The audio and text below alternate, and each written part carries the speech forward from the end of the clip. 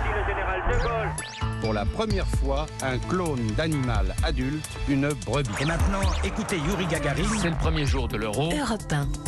Et à 7h24, c'est l'heure du jour où votre plongée quotidienne dans la boîte à souvenirs d'Europe 1. Bonjour Lord d'Autriche. Bonjour Dimitri, bonjour à tous. Le 19 avril 2011, Fidel Castro annonce qu'il se retire de la direction du Parti communiste cubain. 3 ans plus tôt, en 2008, il s'était déjà officiellement retiré du pouvoir après 49 années à la tête de l'État cubain. Oui, à 81 ans, malade, Fidel Castro annonce dans une lettre qu'il se retire. Analyse le 19 février 2008 de la journaliste d'Europe 1 Stéphanie Coudurier. On va donc probablement assister à une nouvelle ère à Cuba, celle de l'ouverture économique notamment, des réformes pour libéraliser le système et permettre les investissements étrangers. Son frère Raúl Castro lui succède à la tête du pays. Fidel Castro, opposant de toujours aux États-Unis, devenu dictateur communiste, meurt 8 ans plus tard en 2016. Une Cubaine, Cristina, répond à Europe 1 le 26 novembre 2016. Les gens sentent qu'il y a quelque chose en eux-mêmes aussi qui est parti. Et il y a beaucoup de gens,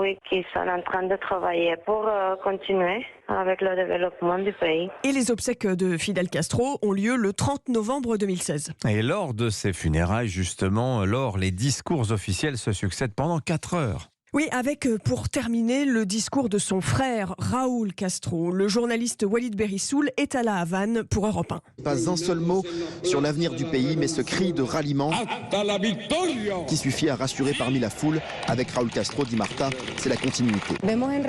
Raúl Castro va poursuivre les idées de Fidel. Fidel, il pensait à tout le monde. Il n'oubliait aucune couche sociale. Sur cette même place où le commandante faisait ses discours fleuves, il y a aussi cette jeunesse accrochée à son portable à la recherche d'une connexion Internet. Ce garçon de 18 ans chuchote du bout des lèvres son espoir de changement. Un tout petit peu de démocratie.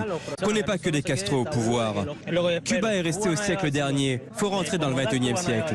Un nouveau président de la République, Miguel Díaz-Canel, a été élu à Cuba en 2019. Mais ce qui préoccupe beaucoup d'habitants, c'est surtout leur vie quotidienne. Aujourd'hui encore, à cause de l'embargo des États-Unis, les Cubains utilisent des tickets de rationnement et font la queue pendant 3 ou 4 heures pour avoir à manger.